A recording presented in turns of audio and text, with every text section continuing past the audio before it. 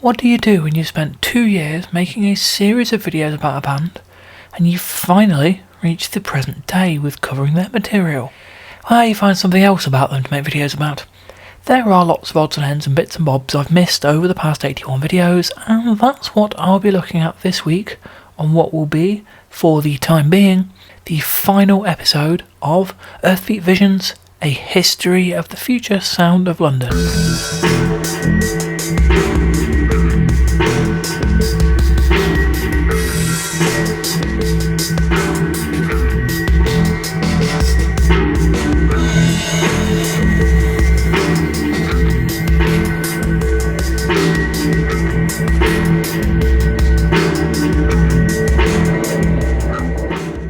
I'll start by having a look at a few bits and bobs that have popped up since I started the series, or stuff I kind of forgot. 1997 Gary Cobain interview. So I discovered this not long after I'd got past the 90s period of the series. I'm not even sure how I found it, but it was on YouTube. Somebody had taped a Kiss FM interview with Garry from early to mid 97. It's hard to say exactly when it's from, as no date is given, but it's a really telling piece and a key part of tracing the story of how the band went from Dead Cities to the Isness. Interviewed by Matt Thompson, the late 96 show for Kiss is mentioned, but the thrust of the programme is Garry's current favourite tunes. It seems like it's probably February or March 97, given that Garry forgot to bring the promised exclusive FSOL track, a 9-minute epic inspired by Tomorrow Never Knows featuring Ian Astbury of The Cult, which sounds like it's probably the mixing it version of The Shining Path, later released as Sendaro Luminoso, A Sweltering Heat. Anyway, what makes this interesting is the selection of pieces he picks. He's clearly not given up on electronic music entirely at this point. This is still Gary Cobain of the Future Sound of London rather than Gaz Cobain of the Amorphous Androgynous, but changes are definitely afoot. He talks about illness and health, trying to get more organic sounds into their music, arguments over the direction they were taking, not the first time this is mentioned in interviews from this era, and, interestingly, Matt Thompson suggests they should do a full DJ set next time. It's not hard to hear that, and wonder if it's how the first Monstrous Psychedelic Bubble mix came about, in broadcast terms at least. Some other notable points from the interview. Garry talks about Zen and the idea that analysing things is the disease of Western man.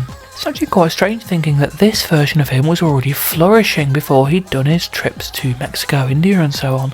Had he not taken that trip with Ian Astbury, would all this have just been a phase?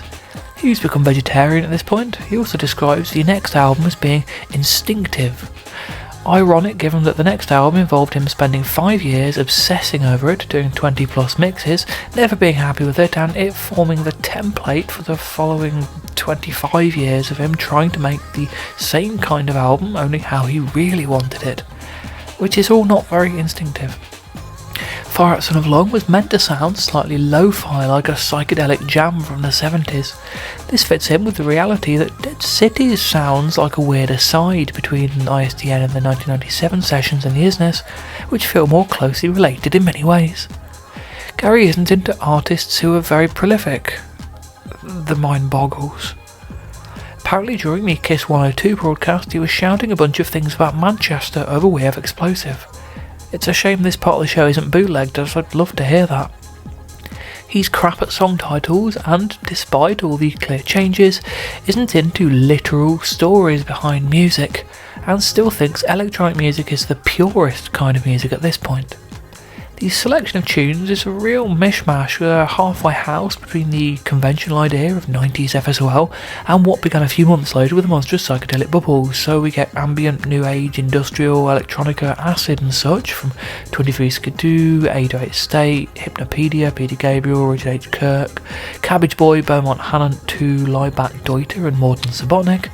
A couple of 95 essential mix moments with Fats Comment, 400 Blows, Jonathan King, Barbara Streisand and the Beatles, Tomorrow Never Knows, and a look towards the future from The Doors, The White Noise, Beverly DeFree Albert, Wizards Vooz, The Cult, The Today People, David Sylvian and Barry Adamson. I've said it 100 times before and I'll probably say it 100 times again, admittedly not in this series. I find this era of FSOL enormously fascinating. Huge part of this is it's just down to the intrigue and frankly novelty of a lost era, the promise of something that could never be, missed potential and so on. It's also the loss of another FSOL album created by Brian and Gaz jamming together with their gear in Earthbeat. But it's not just that. I've always adored the initial 97 Monstrous Psychedelic Bubble Exploding in Your Mind mix, the one that was created partly as an internal document, as a template for what the next album would sound like, a mixture of psychedelic pop, instrumental groove music, easy listening and Indian classical, rhythmic electronica and atmospheric samples. It's still quite dark, it's still very clearly a product of FSOL, and it's utterly unique.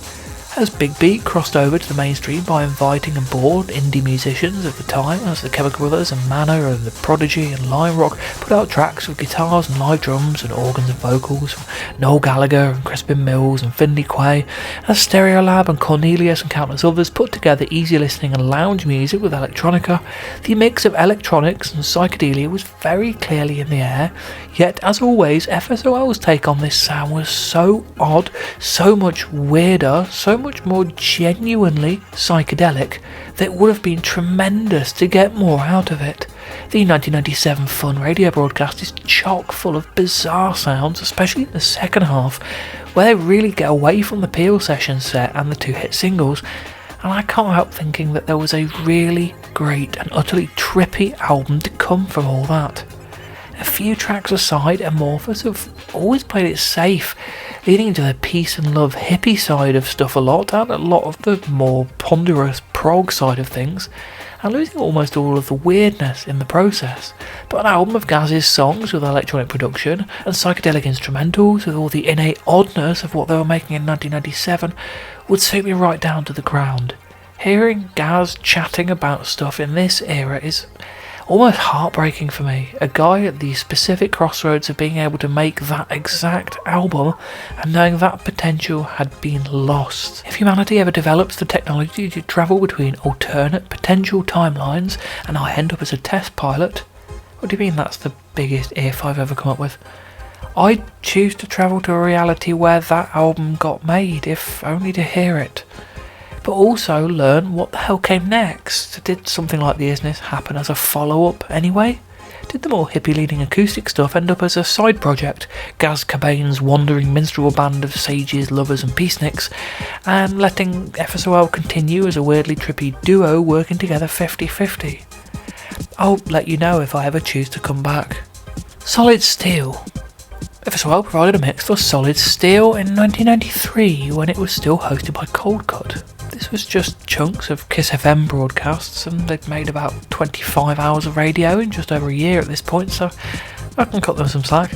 But it's a broadcast that hadn't ever been mentioned online until brought to attention by FSOL board member Loose Link a couple of years back. Tingler video. Apparently there was a video made for Tingler, the remix. That's all I've got. Headset. Headset is largely a production project of Will White. Brian is generally on hand though to provide the final mixdown, however. It's not exactly a creative role, just a functional one. The initial idea that it was a complete duo of mixing and production isn't quite accurate, but this still results in him getting the occasional credit. The first was for the Smoke EP by Cura Cura, for which Brian is mentioned in the press release. Then your Pemberton soundtracks. So, not only did Brian help create the Prowler sound in Spider-Man Into the Spider-Verse, as mentioned a couple of videos ago, he's also worked with Pemberton on a couple of other scores, and he has appeared in the film credits for Synths and 303. Sadly, IMDb is never as up to date as you'd like it to be, so he isn't even listed on there, so we can't get a full list of everything he's been involved in. Okay, here's something a little bit more current and exciting. Forthcoming releases. Environments. Brian has revealed that there will be 10 collective volumes of the Environment series in total. Since Environment 6, these have been released over several albums per volume, trilogies in the case of 6 and 7. Who knows what the 8th volume will entail? Well, we've had 2 EPs so far, Captures and Multiple Angle Distortions. The original idea was that each EP would feature one track that would be on the album. Whether this remains the case, however, we don't know. The last I heard from Brian is that a major rethink was had on the content of Environment 8. Given that entire albums have been recorded and scrapped in the past, that might well be what's happened here. It does mean, however, that we can probably expect something that will be very different to recent music. Hopefully something surprising and exciting and very new. Whether that will be continuing down the harsher, more experimental, glitchy and unmelodic IDM sound of multiple angle distortions, or the mixture of modern classical and jazz found on recent tracks on Unrealities and Mind Trip, remains unknown. Hopefully we'll find out not too soon. I think it's pretty safe to guess there will be more than one record in Environment 8, with past albums often previewed on Touched Mixes, Facebook and YouTube videos, Electric Brainstorm and so on, but not much new material heard on those in recent years, and very little of 6 and 7 really previewed before release. If the volumes had a bit of a rethink, we might have heard nothing at all at this point. All we know is that it will mostly or entirely come out in 2026. At the time of recording, the only thing I know is that at least one part of it has been completed and is ready to go, so hopefully that'll be early this year. It's currently uncertain what will happen following the completion of the Environment series. It may mean a return to albums without series names, or it might mark the end of FSOL. It's interesting that the text for this section of the video is based on an FSOL board thread, itself grown from a page on my old fan site, which I haven't run for 10 years now, which was called New Album. That page originated in 2003, when there were plans for new Amorphous and FSOL albums to come along, or so had been announced. It was inspired by a page on the Radiohead At Ease website, which tracked the next album via songs played live and such. It's very weird to think that we never actually had that new FSOL album. There have been a couple of new Amorphous albums since then, and a Age one, and a Humanoid one, and some side project ones, but in terms of FSOL, it's been archives that led into series that end up as not archives but are still tied to a series, and nobody properly mentions when they've finally turned into new albums, and compilations of digital EPs and bonus tracks, and live demonstration records, and mix CDs, and track-a-month calendar albums, and collections of 30-minute transmission warm-ups, and various other things. If FSOL does come to an end with Environment 10, we'll have never just had a conventional follow-up to Dead Cities, which is absolutely ludicrous. If you told 19-year-old me that was the case, I'd probably have had a stroke. Maps series. At this point, we've had confirmation that Mind Maps will continue with the Volume 7 in 2026, although whether Trip Maps continues remains to be seen. Further map series have been mooted, so one of those might replace Trip Maps, or it might even accompany it. From the archives. Boxes of tapes and discs of archive material are being uncovered all the time from Brian's collection. Many have been previewed on Electric Brainstorms and Touched Music Mixes, while other titles have leaked over the years. Starting with Volume 7, the archive series has been including unreleased material from the FSOL digital era as well as the group's 90s recordings, meaning the vaults are continually expanding. The first 5 archives were released in a box set in 2016. A future box set is rumoured to be in the works for the next 5 volumes when they happen. As with the Environment series, there will be 10 volumes of the archives, although the relaunch of the Pulse series and the calendar albums are giving other archive pieces the opportunity to be heard away from the main From the Archive series, so don't expect these tracks to be going away. It has now been 8 years since Volume 9, so the 10th and final instalment really can't be too far away now, surely. Reissues.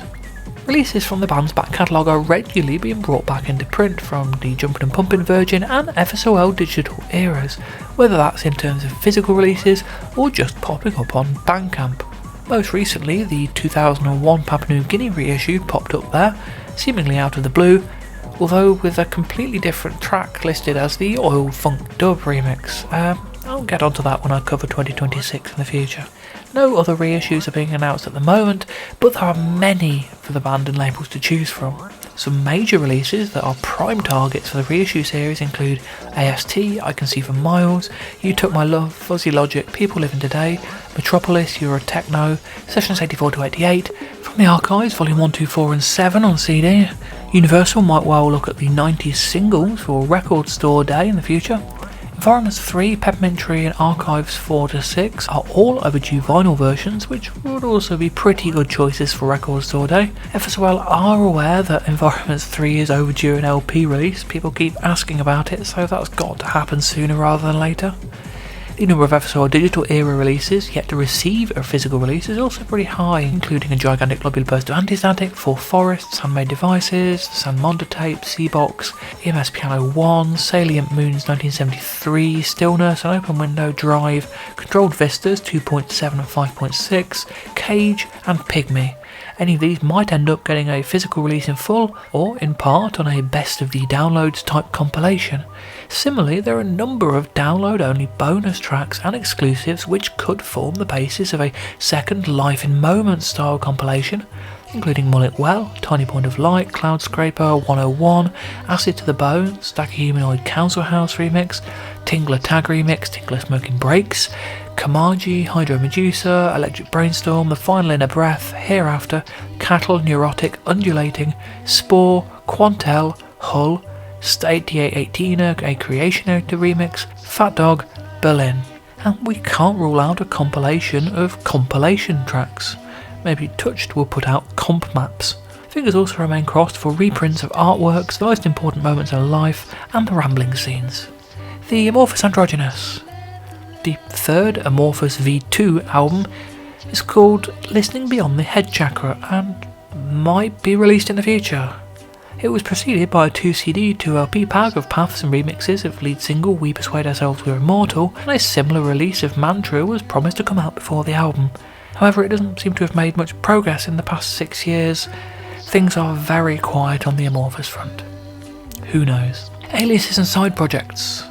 Several side projects have been announced over the past few years, via Electric Brainstorm releases and announcement to fans through calendar albums and so on, including a second Synthia album called Octagon Trees announced in 2019, 6 oscillators in a remittance, Light Senses Dark Edges, an album of drone-based oscillator experiments by Brian announced via the Cloud Scraper single in 2008, EMS Piano Vessels and 2 EP, and other projects of Brian's, including several tracks which have appeared on EBS mixes, including Untitled 5 and The Vessel. Unreleased polemical tracks appeared on Electric Brainstorm 7. A Yage album, Nam 71, was announced as part of the 2017 calendar album. Aliases, including the Superheads, the Field Recorders, the Bringers, CPA, Filter Impulses, Analog Controlled Solenoids, and Forest Trails have appeared as potential future FSOL digital artists on mixes and calendar albums, although the Filter Impulses and Forest Trails tracks have since been reassigned as FSOL, suggesting the potential projects may have been shelved. Friend of the band, Park, has been long expected to release an album on FSOL Digital, although nothing has yet emerged. The only FSOL digital releases since 2016 not to be credited to FSOL Humanoid Amorphous or FSOL Digital Presents, and this is 10 years now, are Yage's Pygmy EP and the Family Dog's Traumadol, which does suggest that there is a strong shift away from the large cast of aliases approach which was very common for the decade before. If anything, this seems to have been adopted into things like trip maps, which include a huge range of new aliases. Who knows whether this compilation approach will take the fall in the future, or if there'll be a return to Black Hill Transmitter, Yage and so on in the future. Apertures. This project, featuring myself and Brian, is due to release its first record in the future, following a compilation track Missing Skies on the Touched Silence box set, and People Made of Smoke on Mind Trip, which was accidentally labelled as an Enofa track, my project. There are currently 7 or 8 tracks in the works, so expect a mini album sometime this side of the apocalypse. Matt, M-A-R, I don't know how to pronounce this. A collaboration between Brian and Martin Bolton from Touch will release an album in the near future. So far, 3 tracks have been heard. Kingsland, a collaboration between Brian and lifelong friend John Goslin, have recorded an album, and there are potential plans to release it in the next few years. Pieces already previewed on YouTube and Trip Maps too. The sound seems to be a mix of psychedelia and synthwave. The FSOL Digitana synths. SX1 modules continue to be built by Digitana. They're handmade and complex, so progress is slow but steady. An affordable pocket synth, the Halia, is still apparently in development and will be available somewhere down the line. We hope. Please make the Halia, it looks really good. Re-recordings. Brian has confirmed that more re-recordings have been worked on for potential future release. In 2014, Gaz stated the band had spent several years working on a new version of the Liz Fraser Lifeforms collaboration, but with the original Fraser vocal takes, it would need to be released by Universal, who've yet to show interest. Rumours of a Mountain Goat reissue seem to have some solid grounding, but with tracks like Forlorn, Mountain Path, The Other Mountain Path, and I'm Eating Here being released on different records, it seems this material has been doled out to other projects. 2-inch tape reels. Mentioned on the original version of FSOL Digital was 2-inch tape reels, which was described as various sessions, demos and outtakes from the 2-inch multi-track recordings at Ram Studios, 16 songs, 1 hour 5 minutes.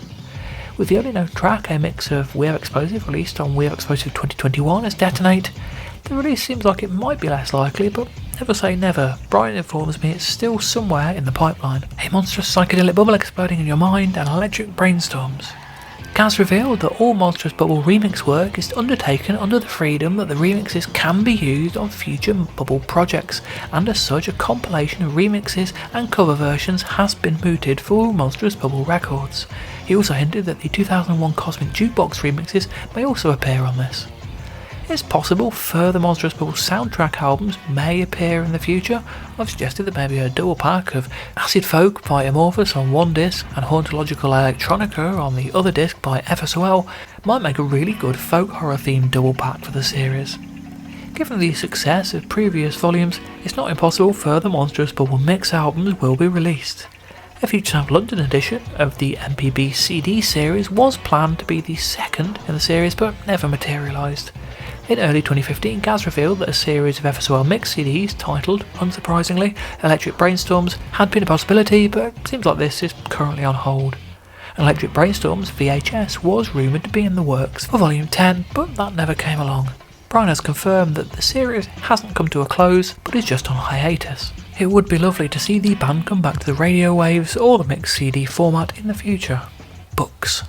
10 volumes of the Ramblings of a Madman series of mini-book scenes were originally planned, each likely coming with its own music release, but with 6 years since the third volume, it is possible this series has come to a premature end. Confirmed dead projects. Band are asked to score a British horror film called Shh. The directive was for more dance-based material, and the group asked Will White to help out. However, the film became stuck in development hell and has been since cancelled. Shh and the equivalents are known pieces worked on for the soundtrack. The plan was also to remix the entire film in something called a film remix, which feels like a genuinely sadly missed opportunity. Working with friend Pete Fowler, Brian and Gaz worked to soundtrack his cartoon series Monsterism Island, but sadly it was never picked up. The Pod Room was announced to be moving to Mixcloud, although with that platform adding more restrictions in order to comply with licensing and financial issues, it seems unlikely that the shows would now appear. Several Amorphous releases have been mentioned over the years, but now seem long lost, including Amorphous Archives or Alternatives, the albums mentioned in the Peppermint Tree booklet, The New Love Poetry, Wobbly Ooscapes in 2012, and a compilation entitled Greatest Trips, mentioned by Gaz in a 2010 interview. The Amorphous archives are nowhere near as large as the FSOL archives, with some tracks worked on for Listening Beyond the Head Chakra having initial origins in the early 2000s, so this is a project where songs are far less regularly scrapped or left unreleased, but consistently reworked until they become releasable. The Amorphous Androgynous have also recorded with Paul Weller, producing a number of potential tracks for a 2015 album, but nothing has been heard since. Only 2 pieces with Weller have been released. A film soundtrack by Brian's father, Clyde Port Authority, was expected to be released in the late 2000s, but has since disappeared from the radar. Various DVD releases have been mooted in the past, a Future Sound London video collection to coincide with the Teachings compilation, an Alice in Ultraland film, a 5.1 mix of Globular, a Part Submerged collection, and a live DVD of the 2009 Athens show, but none of these look likely to come out now. The Athens show footage has apparently been lost. Artwork. During the 90s, the band often talked about being an ultramedia broadcast system with one branch of their output being art. Nothing was ever officially released as art, although in the FSOL digital era this has changed little. There is a series of screen prints sold through FSOL Digital, with several available. I have the first one, the Environment Series Bridge. There's also Papua New Guinea, and we have Explosive. All three are out of print now. A small number of each of the rambling scenes were sold with a one-of-a-kind artwork proof print. I've got one with ISDN in art and a shot of Boogie on them. There's plenty more one-of-a-kinds in existence. Digital art. Ever keen to explore new technology, FSOL have created numerous digital artworks released as non-fungible tokens. Remember those? Yeah, me too. Clearly not tedious tech bros. I believe that these were created and released with the best intentions, although the format does seem to have died off a lot. Each of these can be viewed on the respective websites, Foundation and OpenSea, with digital ownership available to bidders willing to pay using the cryptocurrency Ethereum. Among them are run rake animations and clips featuring exclusive audio. I'll pop links in the description below. There's some exclusive animations and sound clips which might be of some interest. Milburn art. On the subject of art, Brian once created artwork for the band Milburn. Yes, the third-rate landfill indie also rans that were a bit of a joke even among the crowd of indie fan friends I had at the time. Milburn.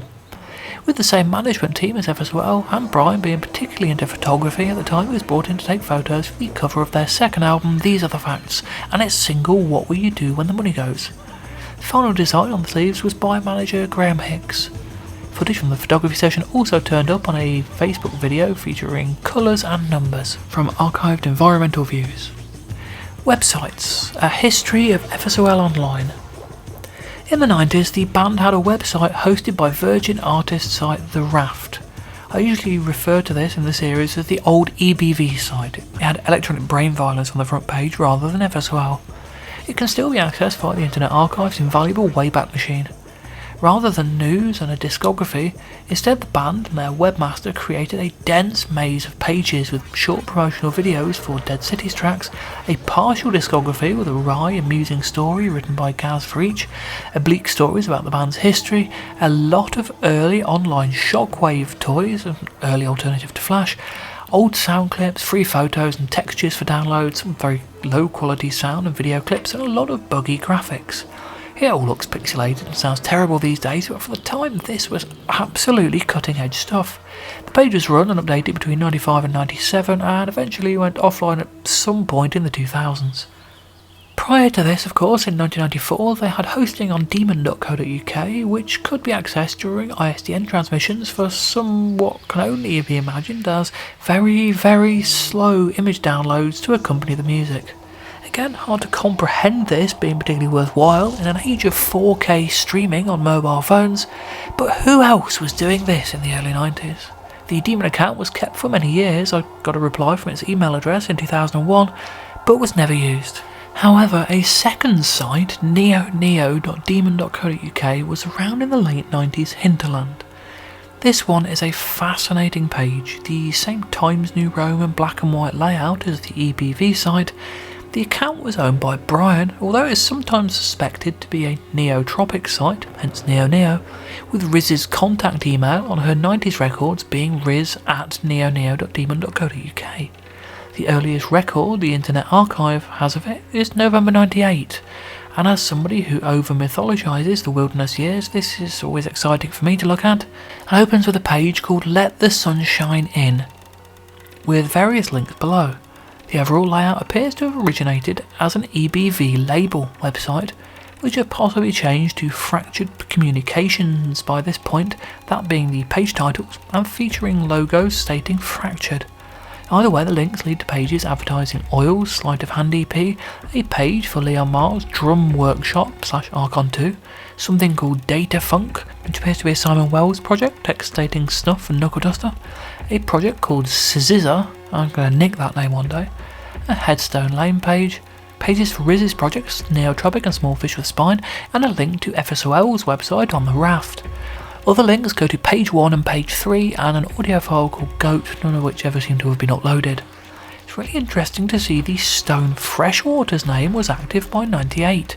The front page text also features amorphous adjacent terms like Ultraland, Bhagwan and Krishna, plus oblongs, pimp text, scissors, colour, willow tree and open late.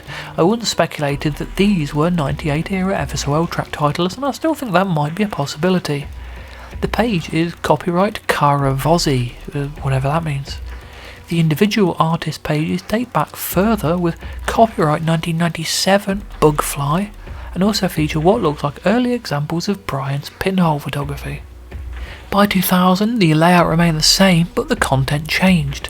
The front page was now called The Mellow Hippo Disco Show, with a picture of the titular hippo and an animated gif of Brian in place of the fractured logos.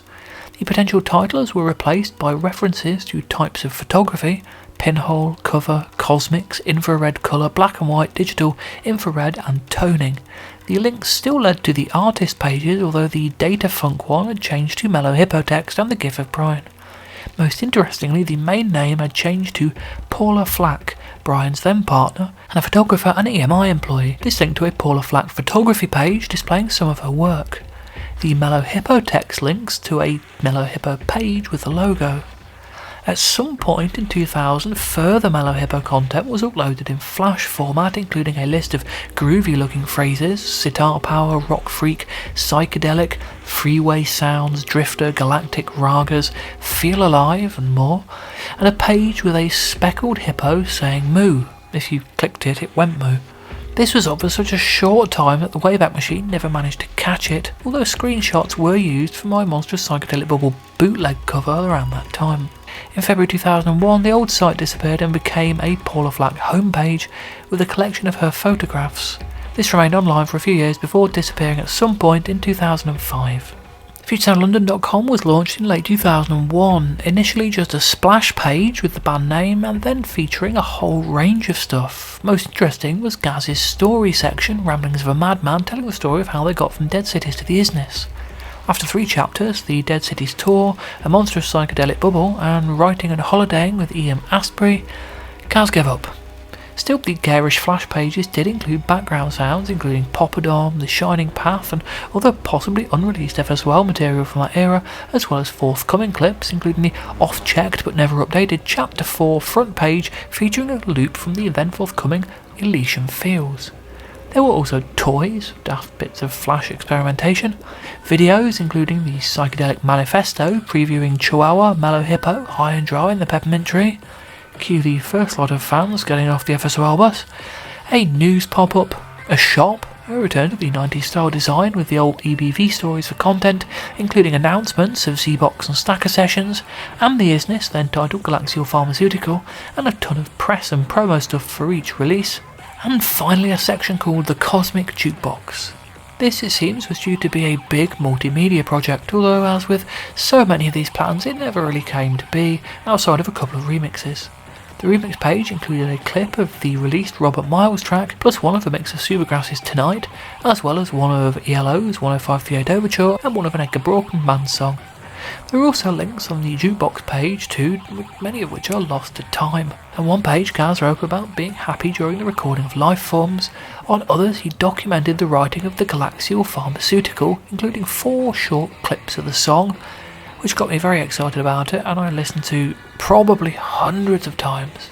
The page included song titles, many from the Isness, but also Peppermint Tree songs, Drifter and Marylebone Road. And the page are 3 floating gurus which would dispense wisdom when clicked, and a page on which you could tickle Gaz's feet for some reason. There's a lot of other stuff too, and it's mostly been lost over the years. A Mellow Hippo Disco Show mini site was added when the EP came out. The site also had a forum, a very basic one, which was a fun place to natter, and Graham Hicks, manager, was admin.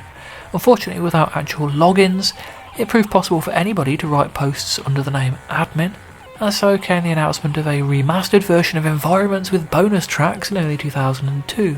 There was some nice trolling there, really. The forum went offline in 2003, and the official site sort of sat and rotted for a few years. It relaunched in 2005 in time for Alice in Ultraland, with an Amorphous subsection featuring an incredibly low-bit video for The Witchfinder and track-by-track information for Alice in Ultraland, as well as a then quite dated maze-like structure for the FSOL site and a carousel of links made in Flash, all very complicated. Most of the content at that point seemed to have been sourced directly from my fan site. Eventually, FSOL Digital launched in March 2007 and the official site was put to bed, simply redirecting there. The irony is, the whole time FutureSoundOfLondon.com was their main active website, the Future Sound of London was very much an inactive project. Only the Amorphous translations and the Accelerator reissue came out under that name. In 2001 and early 2002, the band and Pete Fowler worked with Broad Snout Media as part of the Mellow Hippo project. The Future Sound of London's Mellow Hippo Disco Show is a multimedia concept in the most literal sense of the word. Broad Snout was consequently commissioned to develop a narrowband and broadband identity, simultaneously creating content which not only functions on the web but is also television broadcast quality. An interactive web animation rich in visuals and sound produced in line with the Mellow Hippo television promo. This TV promo, which introduces your host one-man band of Cosmos, has been developed for Future Sound as part of the complete Mellow Hippo Disco Show cross-platform package. The Broad Snout site offered some animation and sound clips which were fun with otherwise unheard music. Sadly, none of it seems to have been archived. February 2002, mellowhippo.com was launched. It was exciting with a lot of daft things to play with. The one-man band of Cosmos mixing tunes, a mooing hippo, something someone on the FSOL list referred to as flying space sperm, and once you'd searched every corner of it, a "that's not all folks" message. The excitement died off a bit when somebody on the FSOL list pointed out that while this was all very distracting, there wasn't actually any content, no new music, information about what the project would entail, nothing. And, yes, they were right. Anyway, it turned out that was all, folks, and the project just died off. In the years since, the band's web presence has become, like that of just about every official site, more and more functional. Brian had a Glitch TV site in 2006 which announced the potential sale of circuit bent devices and teased forthcoming releases from Part Submerged, Z-Box and the like. This eventually morphed into FSOL Digital.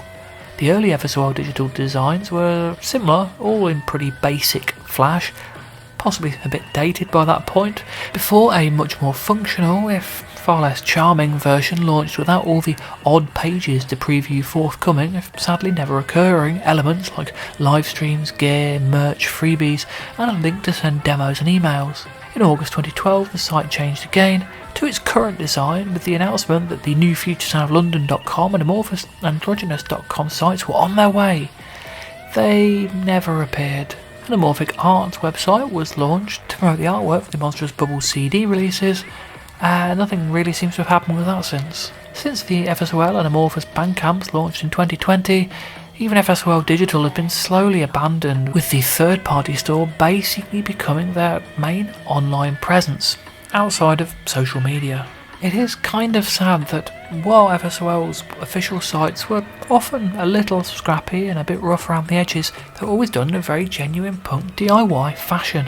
Things like Glitch TV were really, really fascinating and exciting at the time, offering unheard musical projects, and circuit bent gear made by Brian. These things were also just randomly stumbled across, like a very short-lived mini-site for the Globular DVD, which never came out. In an age where almost everything seems to exist on 5 or 6 different social media sites, this sort of thing feels really nostalgic, and the changes, pretty much entirely for the worst, are slightly depressing.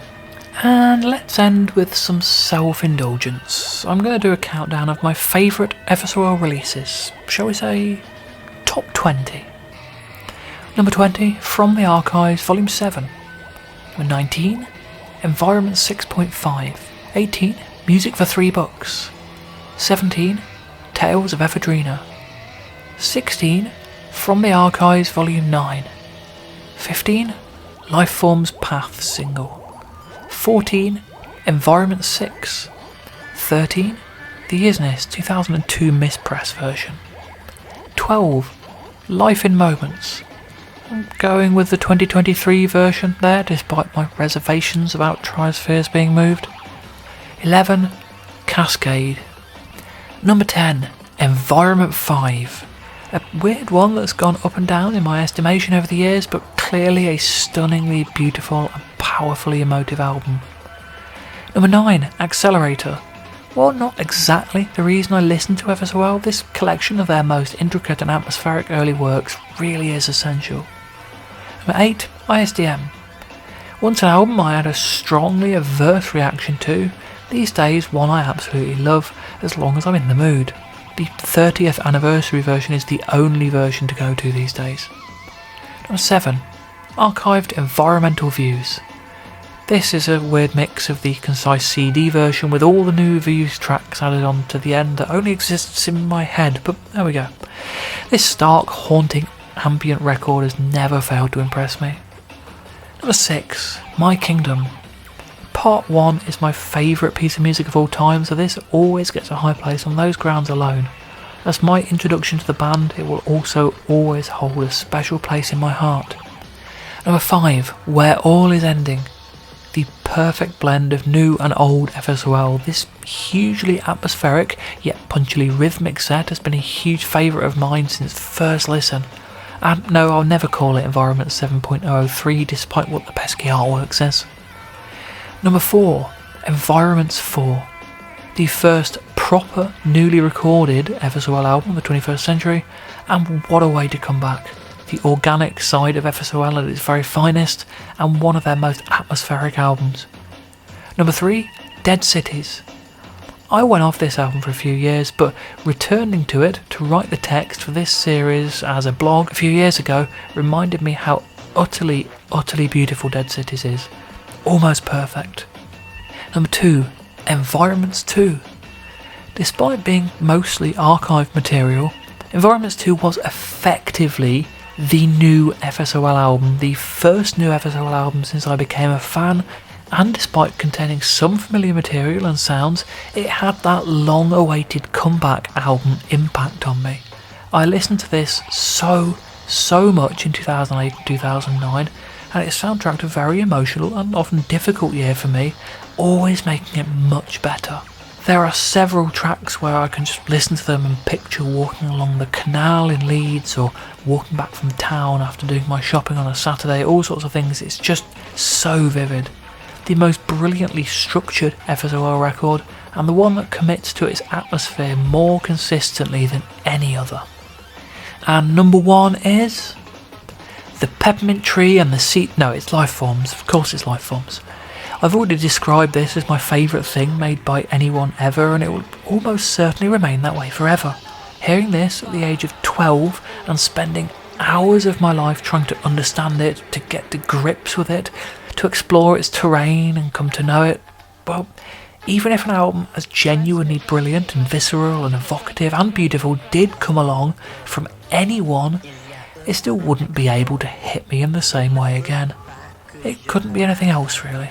And on that note, I have finally reached the end of this series of videos. For the moment, at least. I've been considering my options going forward about what to do. FSOL is still an ongoing project. There are Future Sound of London and Humanoid releases in the pipeline. There are God knows how many more FSOL Digital Presents releases coming out every year. There will probably be several more reissues. I mean, I gave a rundown of everything that's been publicly revealed as coming out earlier. To the best of my knowledge, the actual list of stuff is twice as long as that, and as I've mentioned in earlier videos, things just pop up out of the blue without me having the faintest idea. I would not like to think how many potential projects are going on that nobody really knows about outside of official circles.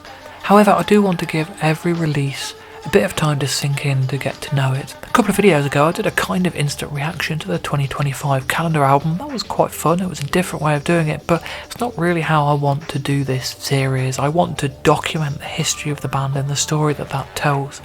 So I've decided that I will start each year by doing 1 or 2 videos covering the previous year's releases. That way there's some kind of context and structure for it laid out.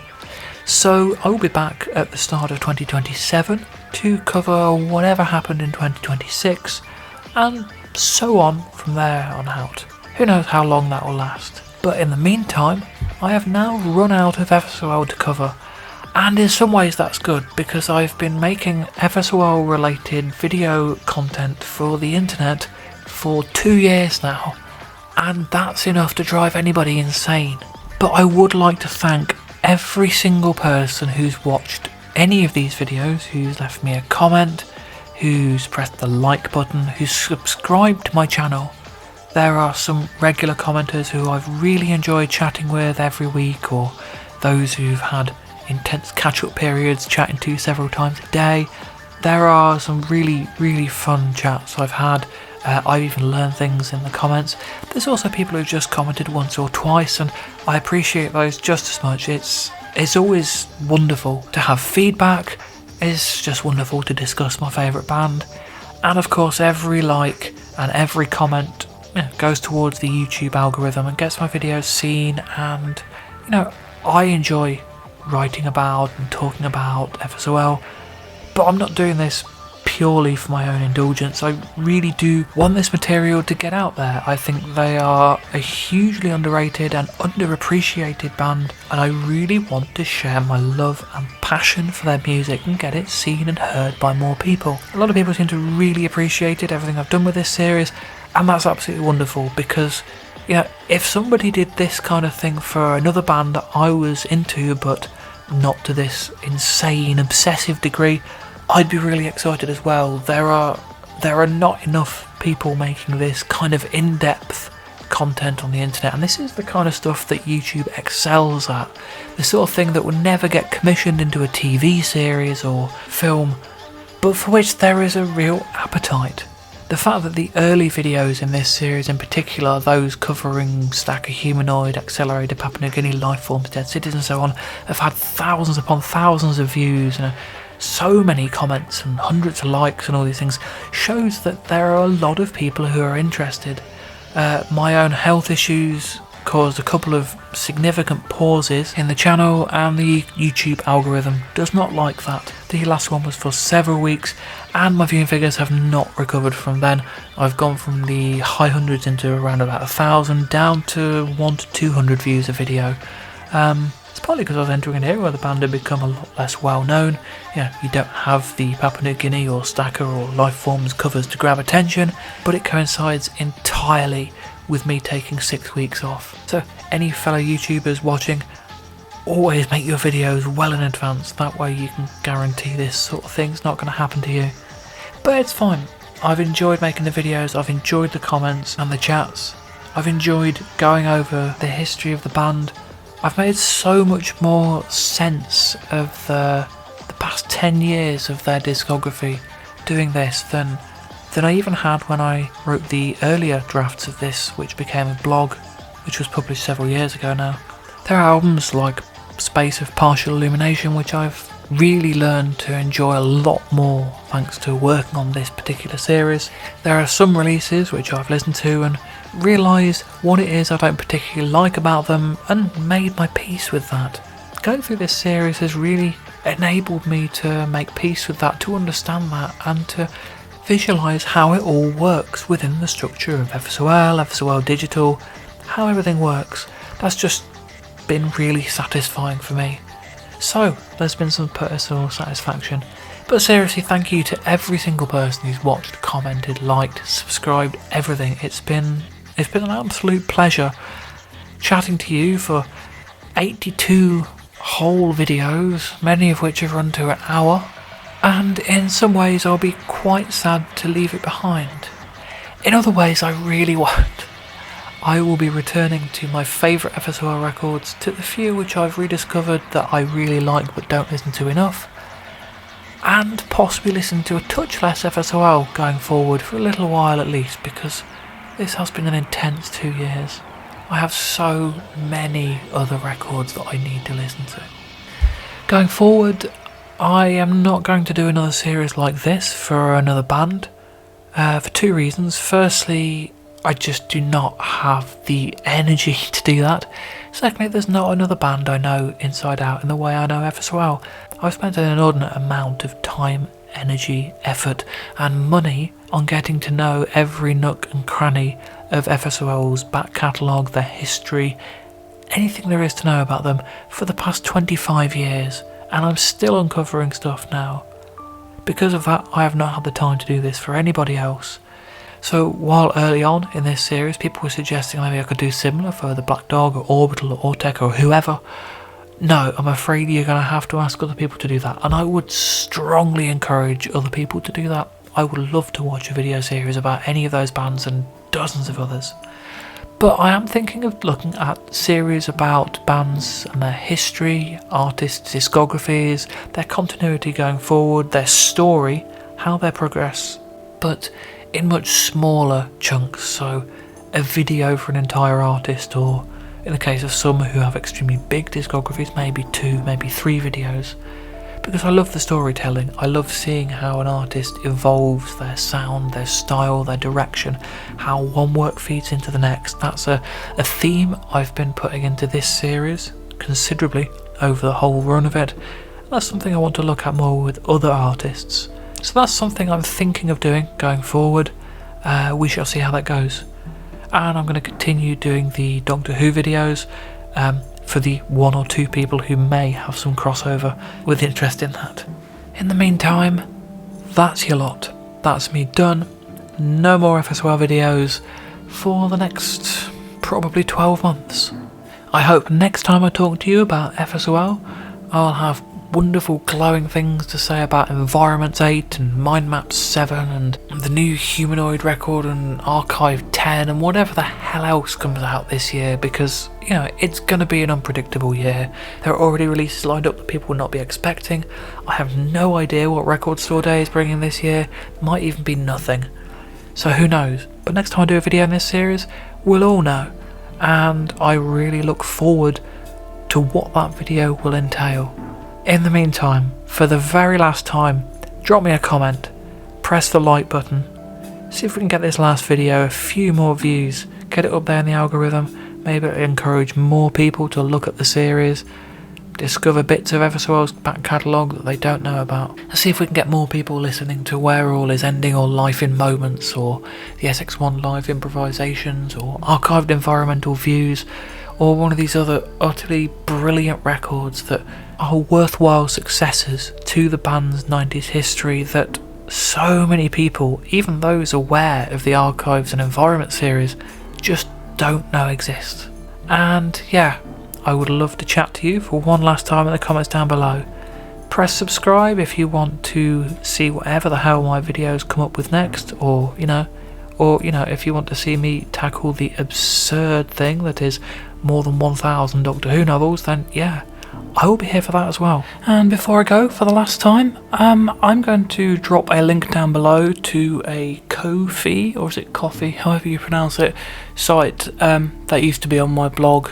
If you have enjoyed this series and want to drop me a couple of pounds or dollars or whatever your currency is, there's absolutely no expectation at all. I didn't do this for the money, but if you do want to do that as a thank you for producing about 60 hours of content, then that link will be down below in the description. So thank you if anybody is generous enough to do that. And for the last time, thank you for watching, and I hope you'll join me next year.